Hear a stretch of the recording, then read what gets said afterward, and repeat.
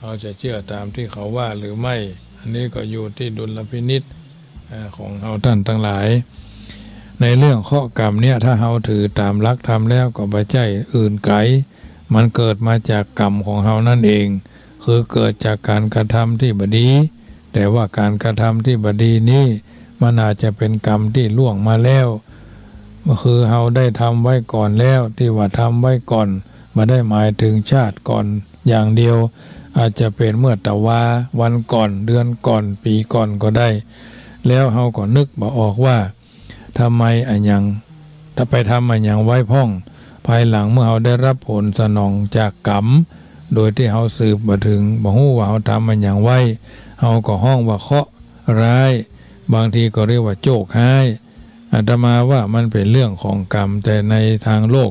ก็มีความคิดหันกันไปต่างๆนานาอย่างเราได้ยินสุภาษิตที่ว่าหมอแพทย์ทายว่าไข้ลมคุมโหนว่าเคาะแรงรุมโทษให้แม่มดว่าผีกุมทำโทษปาดว่ากรรมตนไส้ก่อสร้างมาเองเนี่ยนี่อาจจะมีคำถามเป็นการเฉพาะว่าจะเป็นการก้าวกายทางโหราศาสตร์หรือไม่ก็อาจจะมีคำกล่าวไว้นี่เหมือนกันว่าพูดถึงศาสนาแล้วถือกรรมทั้งนั้นที่แสดงว่ากรรมมุนา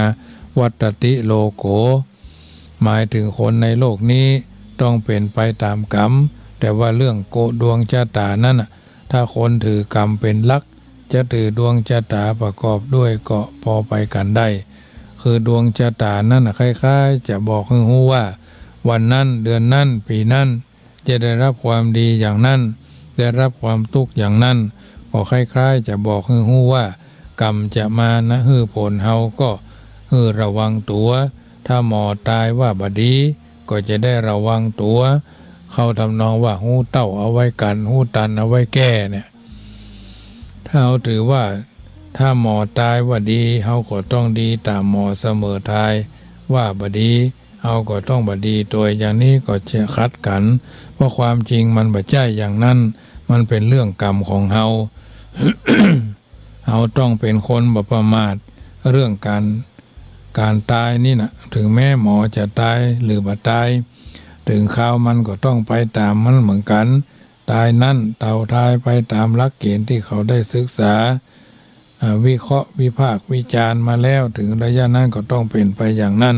ก็หมายความว่าเขามีเครื่องมือสำรวจถึงว่าบุคคลนี้จะได้รับผลอย่างใดในเวลาเท่าใดว่าเป็นเป็นญาณชนิดหนึ่งที่ส่องหือหันกรรมของแต่ละบุคคลนั่นเองทีนี้สะเดาะเคราะห์นั้นจริงหรือหลอกอาจจะมีคำเท่าว่าสะเดาะเคราะห์นั้นจริงหรือหลอก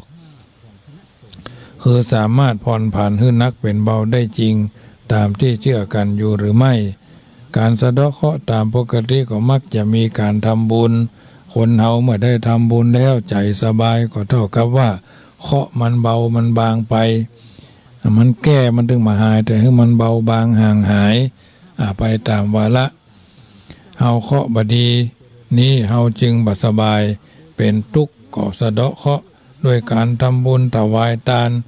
ปล่อยสัตว์ปล่อยสิ่งปล่อยผูปล่อยปลาปล่อยงัวปล่อยควายก็มีรักษาศีลหรือสวดมนต์ไหว้พระหรือแม้ฟังพระท่านสวดมันก็ทำให้จิตใจสบายขึ้นและเป็นการบรรเทาเคราะห์ไปในตัวของเฮาเองแถมอย่างหนึ่งวิธีปฏิบัติก็คือว่าถ้าเฮาได้รับเคราะห์ที่บดีเฮาคิดว่านี่แหละเฮาใจนี่กรรมเก่าของเฮาเสียทีเฮาคงจะได้ทำกรรมบดีอันอย่างไว้แต่ก่อนซึ่งเฮานึกมาได้เวลานี้กรรมนั้นมาฮื้อผลแก่เฮาก็ฮื้อนี่กรรมไปเสียจะได้หมดกันไปเสียทีเฮาผงอย่างนี้ก็สบายใจเพราะฉะนั้นญาติโยมสาธุชนมีพุทธภาษิตกล่าวด้วยว่านักขัดตังปฏิมาเนตตังอัตถังพาลังอุปัจจคาอัตโตอัตถัสสะนักขัดตังกิงกริสันติตาระกาภาษิตนี้มีความมุ่งหมายไปในทางใดก็มีคำตอบว่าท่านสอนว่าอย่าเอามัวเอาถือเลิกถือยามกันอยู่เลย สิ่งใดที่ประโยชน์มาทำเข้าเตอะแล้วเราจะได้รับประโยชน์ตอบแทนถ้าสิ่งใดบ่เป็นประโยชน์ก็อย่าไปทำถ้าทำเข้าแล้วแม้จะทำในเลิกดีๆก็เมื่อมันบ่เป็นประโยชน์มันจะดีอย่างใดยกตัวอย่างเช่นเฮาย่ำไฟเนาะไฟมันเป็นของฮ้อนเฮาจะไปย่ำไฟเวลาไหนมันก็ต้องฮ้อนเสมอถ้าเฮาจะถือยามถือเลิกเหยียบหรือมาเหยียบหรือไม่มีมันก็ต้องร้อนถ้าเฮาอาบน้ำเฮาก็บ่ต้องถือเลิกถือยาม จักอาบเวลาไหนมันก็ต้องเย็นเสมอท่านจึงสอนว่าถ้าเฮามัวไปถือเลิกถือยามอยู่เลยถ้าเฮาทำดีแล้วจงทำเตอะส่วนการทำบดีแล้วบอกว่าเวลาไหนยามไหนควรงดทิ้งทั้งสิ้นต้องถืออย่างนี้หรืออาจจะมีประโยคที่ว่าอัตโถอัตถสะนักขตังนะนี่มีความหมายว่าประโยชน์ย่อมเป็นเลิกของประโยชน์อยู่ในตัวแล้วกิงกลิสันติตารกาดวงดาวทำอัญญาเฮาบ่ได้หมายความว่าเมื่อเฮาทำความดีเวลาไหนเวลานั้นก็เป็นความดีเหมือนกันมันใช่ดวงดาวมาให้ความดีแก่เฮาการที่เฮาทำดีนั่นต่างหากเป็นเลิกดีของเฮาและจะให้ผลคือความดีแก่เฮาเองถือเป็นเลิกดีในเวลาตัวเซตเนี่ยญาติโยมสาธุชนท่านผู้ฟังทั้งหลายสิ่งต่างๆเหล่านี้เป็นข้อเสนอเฮาท่านทั้งหลายได้นำไปเป็นเครื่องพินิจพิจารณาไตรตรองทองแท้การที่เฮาท่านทั้งหลายได้กระทำบำเพ็ญให้เป็นไปในสิ่งต่างๆเหล่านี้เป็นสิ่งที่เฮาท่านทั้งหลายต้องหูเต้าเอาไว้กันหูตันเอาไว้แก้สิ่งต่างๆก็จะได้เป็นสิ่งที่ทำให้เราท่านทั้งหลายมีความสุขกายสบายใจในการดำเนินชีวิตในฐานะที่เป็นพุทธบริษัทมีพระพุทธเจ้าเป็นผู้นำเป็นพุทธเจ้าเป็นผู้เป็นผู้นำมีพระธรรมเป็นแผนที่มีพระอริยสงฆ์เป็นผู้ชี้เป็นตัวเฮาคือแหล่งแห่งการทำดีและก็ทำชั่วดีชั่วอยู่ที่ตัวเฮาทำสูงต่ำอยู่ที่เฮาทำตัวสิ่งต่างๆเหล่านี้ถือว่าเฮาทุกคนได้ทำสิ่งที่ดีที่งามเกิดขึ้นทีนี้ญาติโยมสาธุชนจุดประสงค์ของการทำบุญฮือทานบริจาคทานพอจะสรุปความมุ่งหวังของท่านสาธุชนท่านสาธุชนท่านทายกทายิกาทั้งหลายก็รู้สึกว่าพอสรุปได้ 3-4 ประการด้วยกันการทำบุญจุดประสงค์ของการทำบุญฮือทานประการแรกผู้ฮือทานนั้นหวังเพื่อจะมีความสุขในชาติหน้าหมายความว่าการทำบุญฮือทานลงไปแต่ละบาทแต่ละสตางค์นั้นผู้ฮือท่านจะต้องมีความมุ่งหวังขอให้มีความสุขความเจริญในชาติหน้าโดยเฉพาะคนที่ทุกข์ยากซึ่งบ่ค่อยจะพอกินพอใจแต่ว่าในการทำบุญทำกุศลแล้วบ่เคยขัดข้องถ้าหากว่าพอจะทำได้แม้ว่าจะน้อยก็ทำด้วยศรัทธาในขณะทำนั้นมีความมุ่งหวังขอให้หายจากสภาพที่ยากจนเช่นที่เป็นอยู่ในชาติปัจจุบันนี้ขึ้นชื่อว่าความทุกข์ความยากจนชาติหน้าและขออย่าได้พบประการที่สองพอที่จะให้คนอื่นหมายถึงผู้รับทานหรือผู้รับผลจากการที่จะทำนั้นมีความสุขอันนี้ได้แก่จำพวกที่มันมีอันจะกินหวังมั่งมีว่าบริจาคไปแล้วเนี่ยทำทานแล้วนี้ขอให้ผลจงเป็นประโยชน์แก่คนอื่นส่วนคนเป็นส่วนเฉพาะหรือส่วนรวมก็ตามส่วนเฉพาะก็เช่นบริจาคแก่พระเจ้าพระสงฆ์แก่คนยากจนอนาถาอ่านแล้วก็เกิดความสงสารช่วยให้เขามีความสุขหรือว่าที่ใหญ่โตขึ้นมาก็เสียสละบริจาคเป็นส่วนรวมเช่นสร้างโรงพยาบาลโรงเรียนถนนหนทางสร้างบ่อน้ำสร้างสาธารณะสถานอื่นๆหวังให้คนอื่นมีความสุขส่วนตัวเองจะเป็นอย่างใดก็เป็นอย่างประการที่สามหวังเพื่อให้ผูกพันไมตรีกับผู้รับอันนี้เราก็ทราบอยู่โดยทั่วไปเช่น ในเทศกาลต่างๆเอาก็คือของขวัญสิ่งอันเป็นเครื่องยึดเหนี่ยวน้ำใจผู้ที่รับไว้โดยบ่ได้หวังอย่างอื่นนอกจากเพื่อจะสัมพันธ์ให้แน่นสนิทยิ่งขึ้นประการที่สี่ก็คือเพื่อจะกำจัดความจิตรณีที่เหนียวแน่นหนาบรรเทาเบาบางอยู่ในจิตอยู่ในใจของผู้คือว่าชาตินี้มีความโลภความอยากได้ความตรณีเหนียวแน่นแต่ได้ทราบคำสอนได้ทราบว่าคำสอนของศาสนาก็มีอยู่อย่างหนึ่งก็จะกำจัดความตรณีได้ก็คือการบริจาคทานก็คือไปเพื่อจะล้างความสกปรกหรือความตรณีเหนียวแน่นในใจให้หมดไปทั้งสี่ประการนี้อย่างไหนตรงกับวัตถุประสงค์ของพุทธศาสนาและแต่ละอย่างนั้นผิดหรือไม่การโดยมุ่งหวังทั้งสี่อย่างนี้แหละจะมีผลเป็นประการใดปัญหาค่อนข้างจะยาวปัญหาที่ค่อนข้างจะยาวน้อยนึ่งขอความเข้าใจในสิ่งต่างๆเหล่านี้บังเกิดขึ้นปัญหานี้จะได้เคยฟังและผู้มีถามกันนักเรื่องเกี่ยวกับการทำบุญให้ทานก็ถือว่าในทางศาสนาเอาเนี่ยเป็นเรื่องใหญ่อาตมาภาพเป็นว่าเป็นเรื่องใหญ่ก็คือว่าในบารมี10ทัศนะ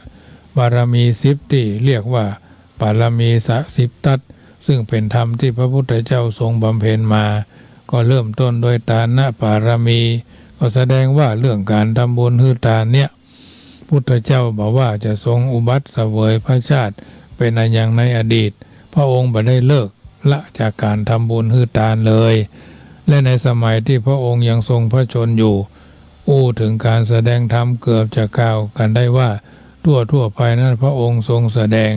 โดยการแนะนำให้คนเสียสละเช่นในอนุบุพีกถาก็ทรงแสดงแนะนำให้คนเสียสละก็คือการทานกาถาศีลกาถาสักขะกาถานี้ก็ขึ้นต้นด้วยคำว่าทาน การทำบุญทั้งนั้นฉะนั้นปัญหาเรื่องการทำบุญนี้ตามข้อถามที่ถามกันมาที่กล่าวกันมาที่ว่ากันมาก็รู้สึกว่าเป็นเรื่องที่น่าสนใจคัมภีร์ดีกาพระมาลัยซึ่งแต่งในลังกาแม้จะไม่ได้รับเป็นพระดำรัสของพระพุทธเจ้าโดยตรงก็แสดงว่านักปราชญ์ในยุคนั้นไม่ได้แต่งเรื่องขึ้นกระทาชายที่ถวายดอกบัวแก่พระมาลัย2 ดอกซึ่งเป็นคนยากจนเข็ญใจมีแม่อยู่คนเดียวเลี้ยงแม่ด้วยความกตัญญูกตเวทีเจ้ากินค่ำเมื่อได้ดอกบัวมาแล้วก็ทีแรกก็จะไม่ได้ตั้งใจเอาไปถวายพระแต่ขณะเดินกลับบ้านก็พบพระก็เกิดศรัทธาอยากจะถวายดอกไม้ดอกบัวแก่พระมาลัยก็รับสิ่งที่กระทาชายปรารถนาตั้งใจเขานั้นมันก็ตรงกับปัญหานี้เหมือนกันเขาบอกว่าอื่นเขาบ่ต้องการอย่างเดียวก็คือยัตถะพระเวนะคือข้าพเจ้าจะไปเกิดในภพใดชาติใดภายภาคหน้าแล้วก็ขึ้นชื่อว่าความเข็ญใจอย่างชาตินี้อย่าได้มีเลยนี้ก็เข้าในประการแรกที่ขอให้มีความสุขความเจริญยังมีคนอื่นแถมที่ปรารถนาในทำนองนี้เช่นเขาปรารถนาว่านอกจากว่าจะขอเขามีความสุขแล้วยังปรารถนาแถมท้ายแถมนิดหนึ่งว่าขึ้นชื่อว่าคนพาลนี้ขออย่าได้พบอย่าได้เจอแม้แต่ชื่อก็บ่ขอได้ยินอันนี้เป็นความปรารถนาในทำนองเดียวเหมือนกันฉะนั้นการถึงการฮือตานี้อัตมาภาพก็อยากจะถึงลักษณะของสิ่งที่สักเล็กน้อยก็คือว่าทานในพระวินัยเนี่ยท่านแยกเป็น4อย่างด้วยกันเครื่องนุ่งห่มเรียกว่าจีวรอาหารเรียกว่าบิณฑบาตที่อยู่เรียกว่าเสนาสนะยารักษาโรคเรียกว่าขีลานะเภสัชนี้ก็เป็นทานในพระวินัยส่วนทานในพระสูตรที่พระสารีบุตรรวบรวมแสดงไว้มี10อย่างด้วยกันแปลว่าเครื่องที่จะให้ทานที่จะทำบุญนั้นก็มี อย่างด้วยกันก็ว่าอันนังปานังวัฏถังยานังมาลาคันทังวิเลปนังไสยาวะสถังปฏิไปยังทานวัตถุอิเมทัสสะซึ่งแปลว่าทานวัตถุมี10อย่างข้าวน้ำเครื่องนุ่งห่มยานพาหนะเครื่องประดับคือดอกไม้รูปไล้ทาที่อยู่อาศัยเครื่องที่เป็นอุปกรณ์แก่ประทีปคือแสงสว่างเครื่องอุปโภคบริโภคคราวนี้เมื่อเฮาฮู้ว่าเรื่องที่จะฮื้อตานนี้มีถึงในวินัยและในพระสูตรดังกล่าวแล้วปัญหาที่สำคัญแถมอย่างหนึ่งญาติโยมก็คือผู้ที่จะทำบุญฮื้อตานเนี่ยหวังผลอยากจะได้ผลนักผลที่เกิดขึ้นแก่ผู้ฮื้อนักหรือน้อยนั่นขึ้นอยู่ผู้รับและผู้ให้ด้วยผู้รับก็ดีผู้ให้ก็ดีต้องบริสุทธิ์โดยเฉพาะที่เรียกว่าทายกมีองค์3ที่พุทธเจ้าตรัสไว้ว่าบุเพวะทานาสุมโนถ้าทางจิตตังปัสสาทะเยหัตตวาอัตตมโนโหติเอสายัญญัสสะสัมปทาแปลและต่อไปถามว่าวีตราโควีตโทโซวีตโมโหอนาสโวแปลว่าทักษิณามีองค์6ฝ่ายทายก3ปฏิฆาหก3ผู้ให้3ผู้รับ3คือฝ่ายผู้ให้นั่นจะต้องทำตัวของตัวเนี้ยคือสมบูรณ์พร้อมที่จะฮื้อตานหวังที่จะฮื้อผลในการฮื้อตานนั้นมากคือก่อนจะให้เมื่อเริ่มการหรือว่าการได้ยินข่าวว่าเกี่ยวกับการจะทำบุญเพิ่นจะทอดผ้าป่าวันที่31หรือเพิ่นจะทำบุญที่หั่นที่นี่มูลนิธิกองทุนนิธิที่หั่นที่นี่เพิ่นจะทำกันก็แสดงความดีใจออกมาจะได้ทำบุญเพิ่นจะทานข้าวสารทานกฐินทานผ้าป่าเฮาดีใจเฮาจะได้ทำฮือดีบ่มีความตระหนี่ในการที่จะฮื้อนั้นเมื่อถึงวันนั้นเพิ่นทอดผ้าป่าวันใดเพิ่นทำบุญนั้นอายุวันใดน่ะ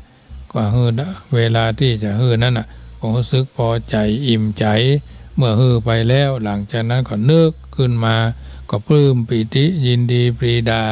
บ่มีความเสียดายในของที่หายของที่ฮื้อไปไม่ว่าจะน้อยนักเพียงใดก็ตามบ่ได้นึกเสียดายนี้เรียกว่าองค์ของทายกคือฝ่ายผู้ให้เรียกกันว่าเจตนา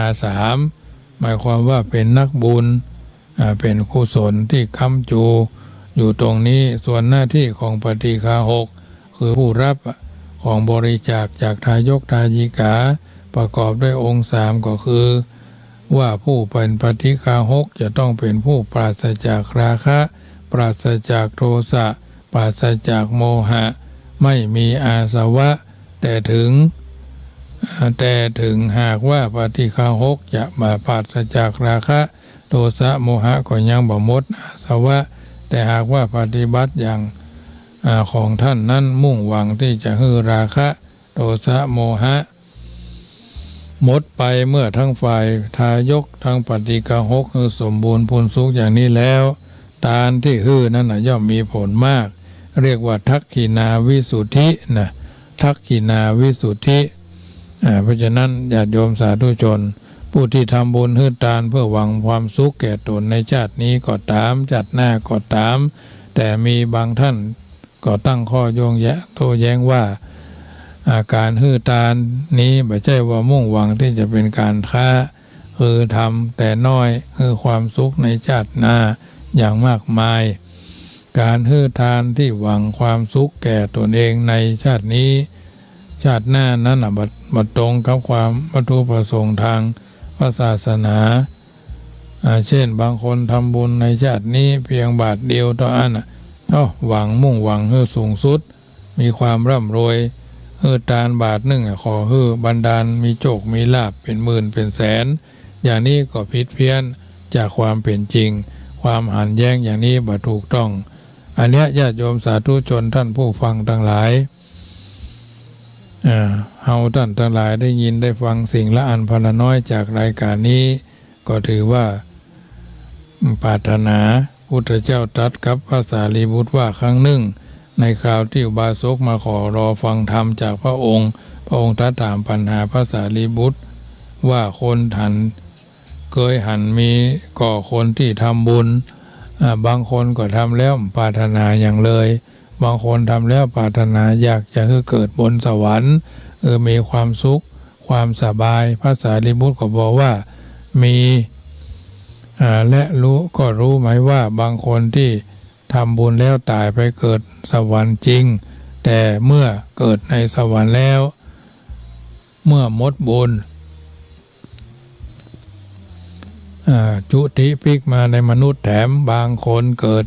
ในสวรรค์แล้วหมดบุญกลับมาเกิดในมนุษย์แถมเนี่ยบางคนจุติจากสวงสวรรค์แล้วกลับขึ้นไปชั้นสูงขึ้นไปที่เป็นดังนั้นก็เพราะว่าเหตุการณ์ทำบุญของคนเฮาเนี่ยปรารถนาบ่เหมือนกันบางคนก็ปรารถนาเพียงว่าขอให้มีความสุขความเจริญในชาติหน้าไปเกิดในสวงสวรรค์อย่างมีคุณค่าเนี่ยว่าคือความเจริญในชาติหน้าไปเกิดเป็นสวรรค์บนชั้นฟ้าก็เป็นนั้นว่าได้ตามนั้นถ้าบ่มีอย่างเป็นอุปสรรคขัดขวางแต่บางคนทำบุญแล้วเขาปรารถนาคือเขาปล่อยเฉยๆอย่างนี้บ่ใช่ว่าจักบ่ได้บุญ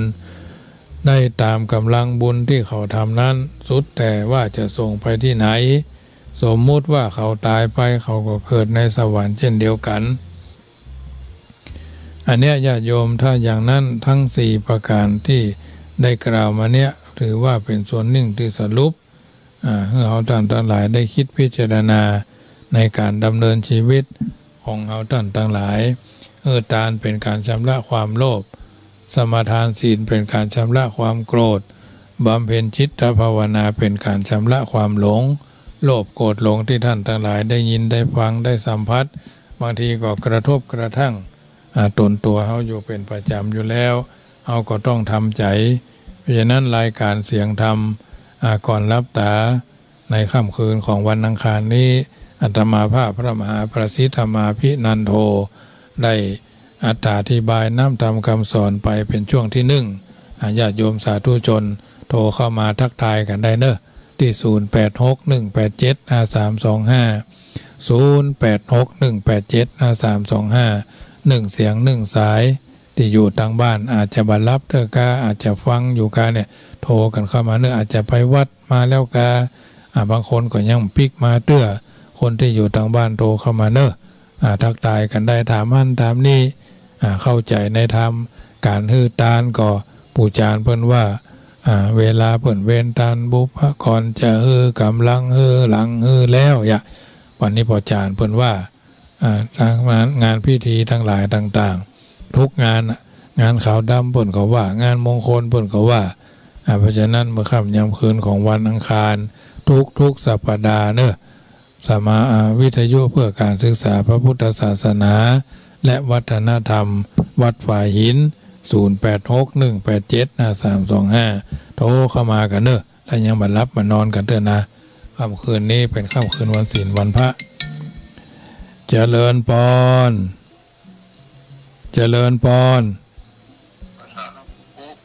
จากไหนนี่อ๋อพ่อเจริญเนาะ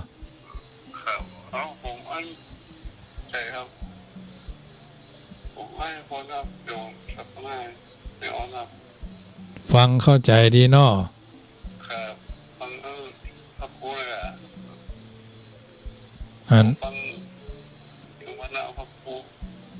ฟังประจำเข้าใจดีเนาะเข้าใจชัดเจนขึ้นเนาะเป็นกำลังใจเนอะอ๋ออันนั้นทำช่วงหนึ่งเนาะเอาวะครับเป็นกำลังใจให้พ่อเนอะก็มิดมอดพ่อถ้าพูดโตก็ครับผมโมทนาเนอะจ้ะบ้านร่องไปน้องบ้านแม่อ่อนเจริญพรบ้านร่องดอนชัยเจ้ากับไว้สาเจ้าเข้าใจดีเนาะวันนี้เจ้ากำลัง มันได้ฟังมา2 ทุ่มนี่เจ้าก็เดินยังมีหำน้อยอยู่หรอกเจ้า นอนฟังนะเจ้าเข้าใจดีเจ้าเป็นกำลังใจเนอเป็นกำลังใจให้เหมือนกันเจ้าโมทนาบ้านร้องดอนชัยเจริญพรวันนี้เพิ่นไปวัดกัน เดือนดับเนาะแม่จันเพนคำโพธาฟังท่านอยู่เด้อว่าได้ไปวัดกันไหมว่าได้ไปวัดกะเจ้าไปอยู่เจ้าจะไปเมื่อวันแล้วเนาะวันนั้นเลยว่าเป็นลีก็จะไปวัดท่านอยู่ที่จันเจตเจ้าก็จะมาภาคบ่ายหรอจะไปตัวเจ้ามาภาคบ่ายโมทนาเนอเจ้าเจ้าเจริญพรแม่จันเพนคำโพธาโทรเข้ามาเนอគិតจะได้ค่อยจะถึงเคยไปกินไปทานตรงนั่นตรงนี้โทรมาได้นะถามได้ญาติโยมถ้าตอบได้ก็จะตอบที่นี่ถ้าตอบมาได้ก็จะติดไว้แปะไว้เนาะจะไปค้นคว้าแต่คิดว่าคงจะตอบได้นะจะพยายามตอบให้ได้เป็นวันไปเนาะถ้าโยมก็โทรเข้ามาว่าไปได้ถามส่วนรวมก็ได้หรือจะโทรคืออย่าถามในไลน์ก็ได้จะตอบในนี่ก็ได้บ่งน้ำก็ได้ญาติโยมซึ่งแต่ก่อนเคยจัดที่ขึ้นสีขาวญาติโยมก็โทรมาถามเหมือนกันเนาะแต่ทั้งนี้ทั้งนั้นเป็นศิลปินเดียวเป็นส่วนใหญ่เนาะบางคนเพิ่นก็ถามบางคนเพิ่นก็มาถามบางคนเพิ่นก็ถามหลังไมค์เป็นการเฉพาะตัวก็บ่เป็นหยังโทรเข้ามาได้ญาติโยมอย่างแต่ว่าโยมเพิ่นถามว่าไปวัดไปว่าตรงนั้นตรงนี้นี่ก็ถือว่าเป็นส่วนหนึ่ง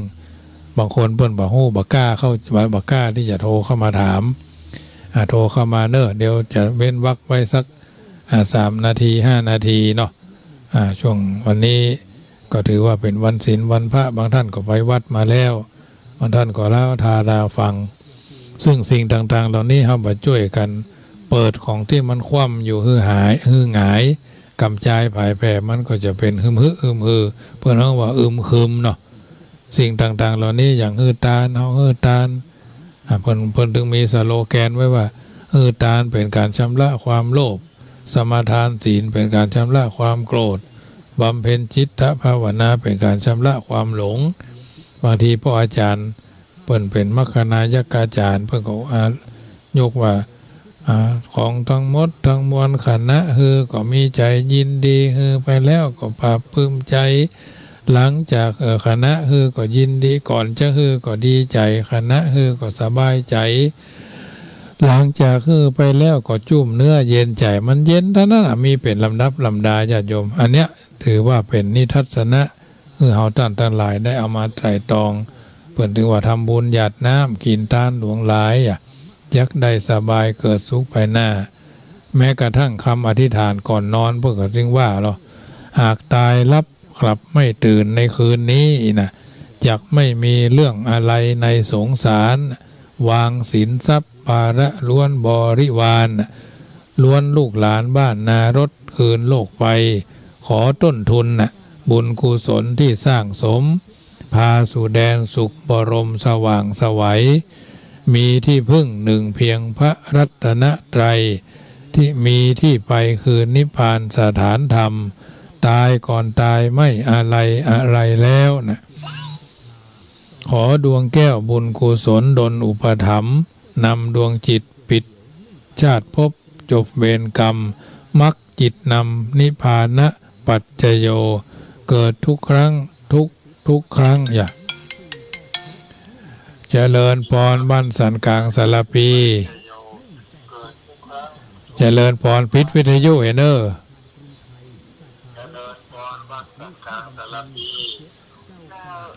ปิดวิทยุเนอมันสะท้อนฟังทางมือถือเนอเจริญพรฟังชัดเจนอยู่นอไปวัดมาก่ะก็ได้ไปเจ้าก็สบายอยู่กับบ้านแต่ก่อนฟังรายการทุกรายการนอเจ้าฟังทางว่ากูตีถึงมาเจ้ามาแรงก็ได้สบายใจ ได้อาหารใจมันก็แคว้นน้อยถ้าใจบ่มีอาหารรอเลี้ยงก็ยังว่านะเหี่ยวฟอเหมือนหอมเตรียมมันฟอไปหมดเนาะแต่ก่อนก็ไปเจ้าเพราะวันวันเดียวใครมาได้แล้ว สุขภาพอำนวยเนาะเจ้าเอาใจไปตายอ๋อไปฟอกอะได้ก็ไปเจ้าก็ได้ก็ไปเจ้าโรงพยาบาลกับอยู่บ้านกันนะเจ้าร้อนเขาก็ดูแลใจใส่เนาะร้อนเขาก็ดูแลใจใส่เนาะก็อยู่ไป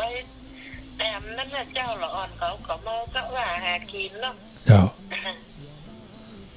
อย่างน้อยๆก็คือกำลังใจตัวเก่าเป็นอันดับแรกเนาะจะโมทนาโยมแม่เนอเจ้าเนี่ยฟังแต่มาคูกันฟังไปกับม้วนใจเนี่ยใครไปกินไปทานก็ไปมาได้จะส่งมือสัจจะอธิษฐานเนี่ยมันก็เหมือนมาเหมือนกันหรอเจริญพรโยมแม่วันสันกลางโยมแม่จันดีปากก้างฟังอยู่เนอไปวัดมาละก้าไปวัดมาละ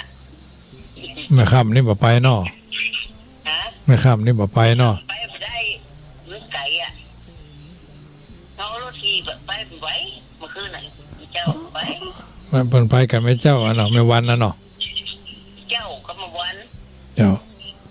ปั่นรถทีไปก็ยังแควนยังได้กายบริหารอยู่เนาะมาวันนี้ไปได้แล้วเมื่อคืนนี่มันเป็นมุกน้ำตาลมันว่าสาวปกติละนั่นอันตรายเนาะมันจะเป็นซีประโลก29ละ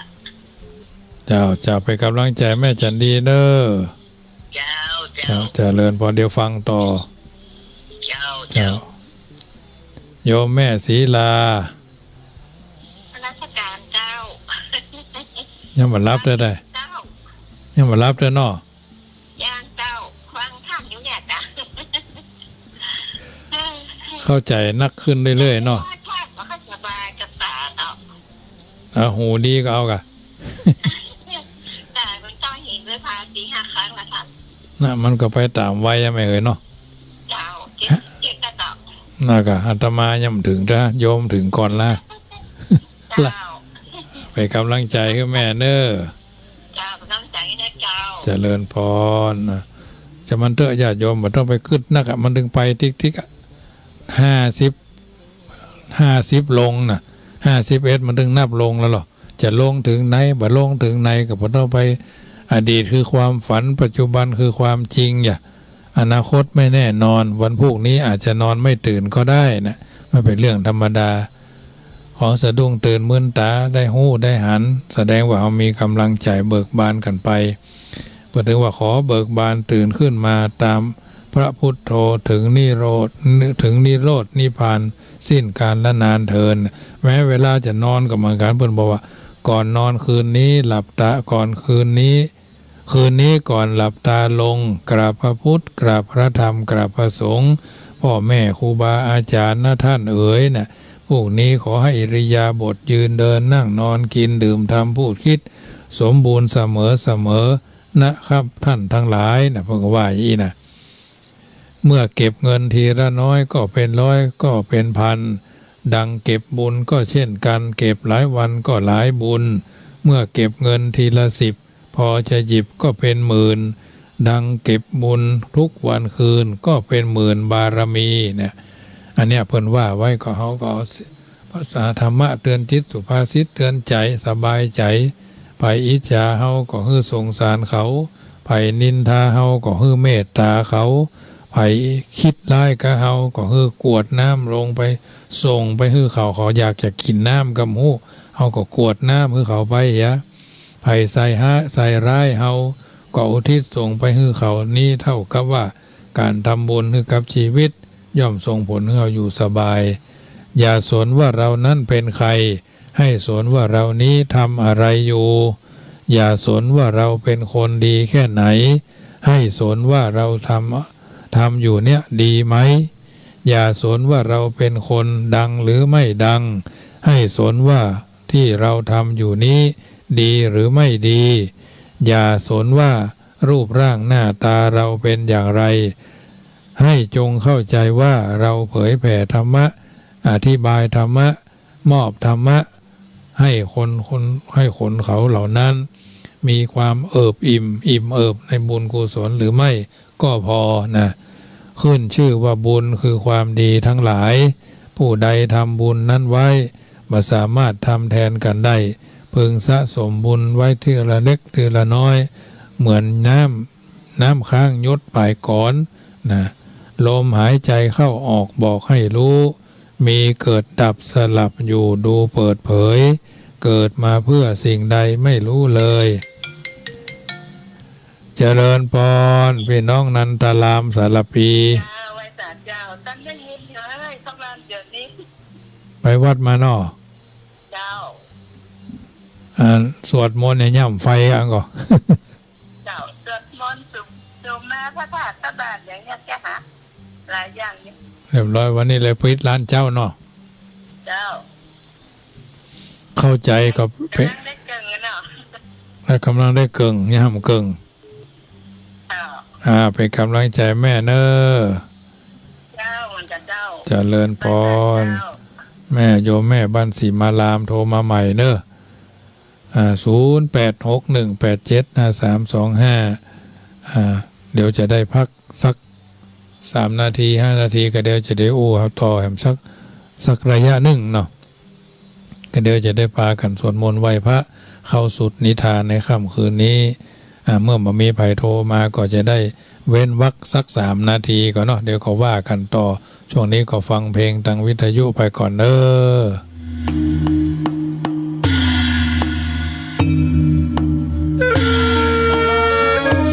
ขอบอกเอิ้นเจอ